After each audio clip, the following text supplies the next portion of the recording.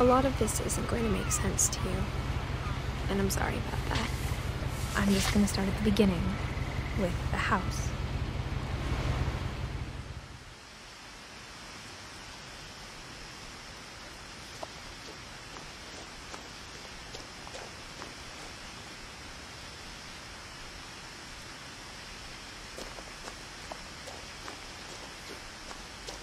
I lived here until I was 11, but I wasn't allowed inside half the rooms.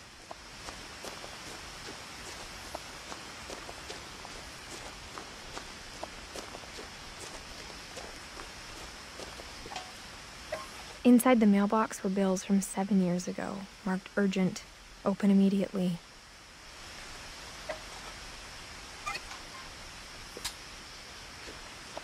I hadn't been back since my brother Lewis's funeral.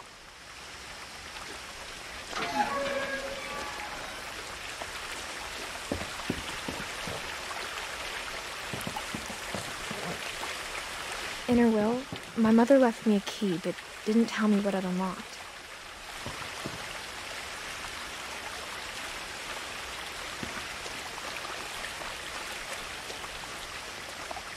Maybe she thought I'd know, or she thought that the mystery would be enough to bring me back. La mansión que sirve de escenario al juego pertenece a la familia Finch, una dinastía marcada por la desgracia, afincada en la costa este norteamericana. La muerte de sus distintos miembros ha lacrado el futuro de todos los sucesores, y es aquí donde entra la protagonista, Edith, la última de los Finch, a intentar descubrir si la maldición que se cierne sobre su familia es algo más que meras habladurías. El paseo por esta mansión es un recorrido lineal que nos lleva de estancia a estancia a adentrarnos mucho más a lo que ocurrió a cada uno de los miembros de la familia. Even after I inherited the house, I never thought I'd come back to it. But now I had questions about my family that only the house knew the answers to.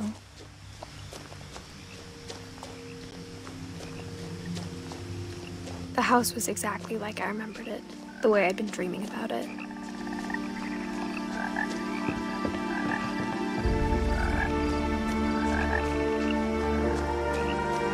I asked Edie once about the dragon in the pond. She said it had killed her husband. I was 6. It seemed like an odd joke to me even then.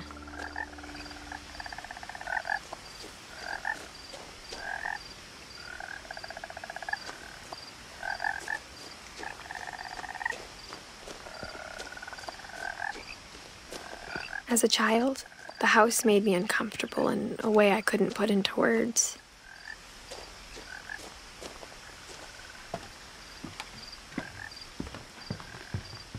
Now, as a 17-year-old, I knew exactly what those words were. I was afraid of the house.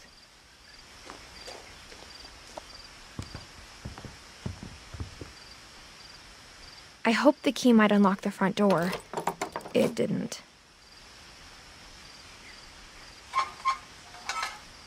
Looking in, I felt like the house itself had been waiting for me.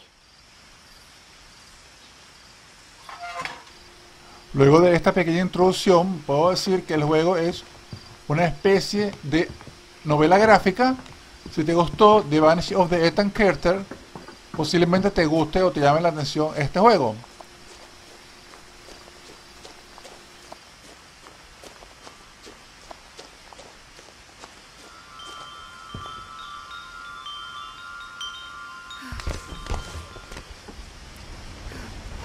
Crawling through the doggy door used to be a lot easier when I was 11.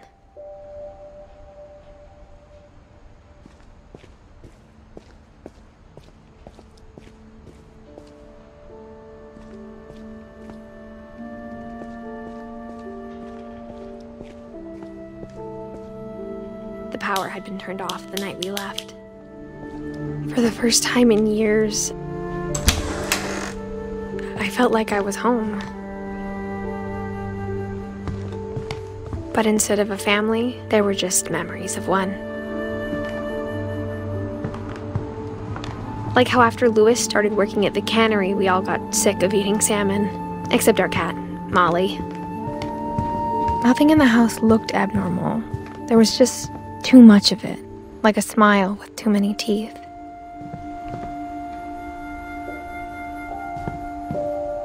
Mom always told me to stay out of the basement, so I wasn't too surprised when the key didn't fit.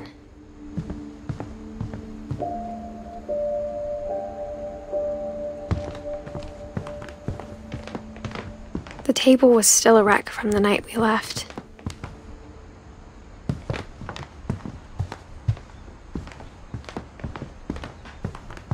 It was like a bomb had gone off, killing everyone but sparing the furniture. Si te gusta mi contenido, puedes suscribirte al canal y darme like, que eso me ayuda un montón.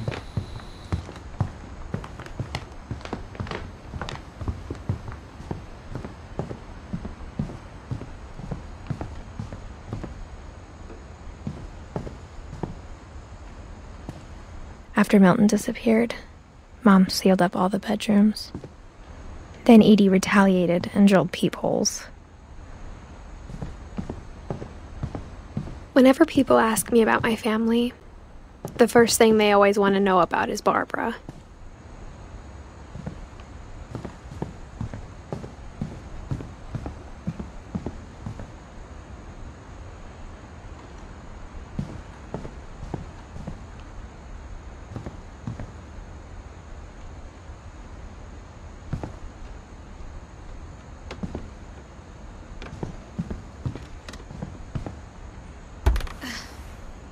The last time I was in Edith Sr.'s room, I was 10 and she was painting my portrait.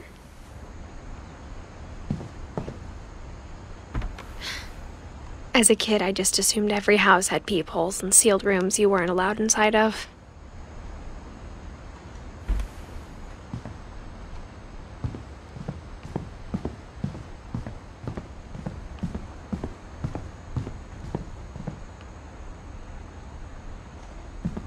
I spent a lot of time playing in Great Uncle Walter's room. Louis told me there were secret passages, but I never believed him.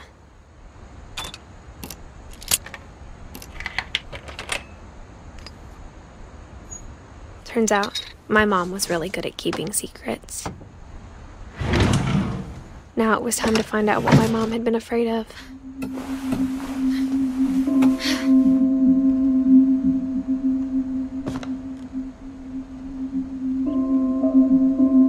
From the paintings on the wall, it was clear my brother Milton had been here before me. Reading this, maybe it sounds like I had a plan, but I had no idea what was behind that door. Just like I had no idea where all this was gonna lead.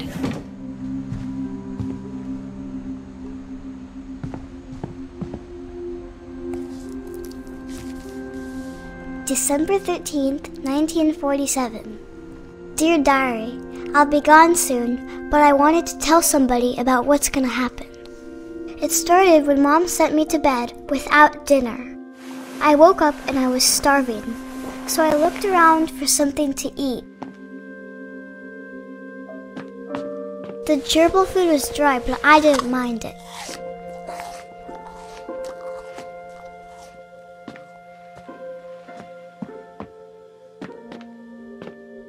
My Halloween candy was all gone.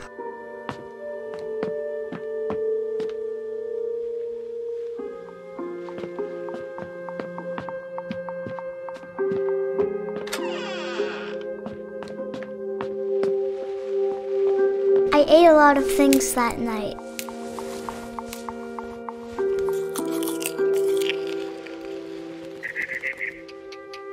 I kept eating and eating.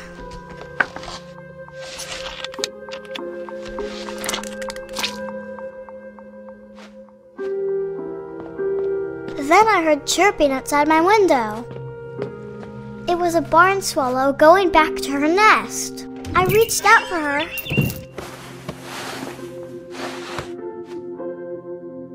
And suddenly, I was a cat.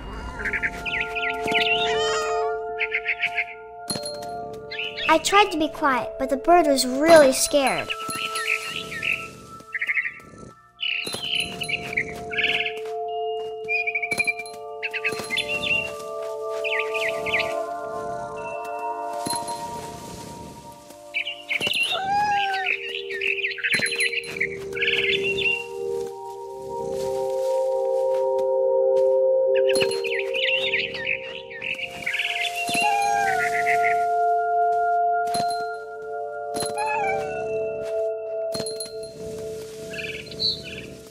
Mom and Dad didn't even look at me.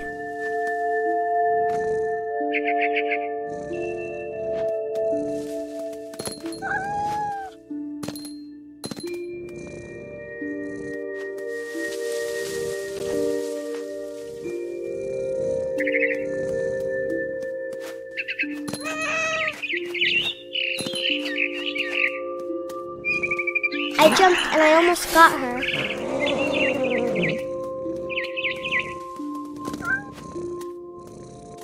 I could tell she was getting really tired. Now I was up in the big tree. I promised Dad I wouldn't climb it anymore. All I cared about was eating that mama bird.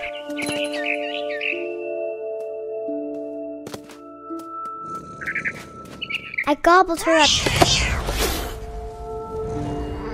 And suddenly, I was an owl. First, all I heard was the wind. Then I heard little teeth nibbling in the grass.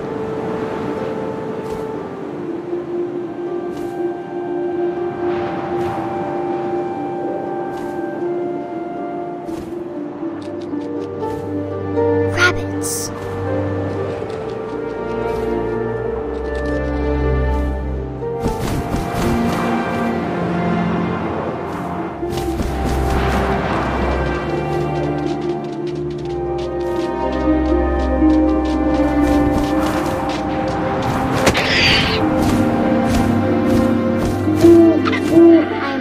His face looking up and seeing mine through my talons.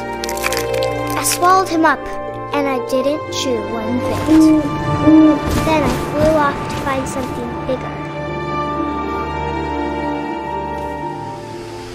This will be obvious later, but my mom never told me any of these stories. Edie would have, but Mom didn't like bringing up the past. Though, when we adopted a stray kitten, she was the one who named it Molly.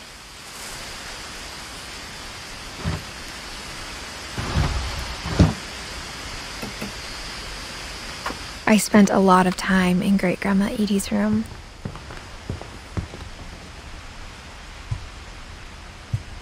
Louis died a week before we left, but Edie had already started to memorialize him. When Edie told people Sven was killed by a dragon, she could also have said he was building a dragon-shaped slide that collapsed. Her room was like a museum. For 500 years, the Finches have been famous throughout Norway for their fortune. Odin Finch buries the latest victims of the family curse, his wife Ingeborg and their newborn son, Johan. On January 7th, 1937, he set sail with his family and his house, hoping to leave the curse behind. But 40-foot waves off the coast of Washington send the house and Odin to the bottom of the sea. Odin's daughter Edie, with husband Sven and baby Molly, Odin Finch is the first to be buried in the new family cemetery. His daughter Edie is already dreaming of a new Finch house.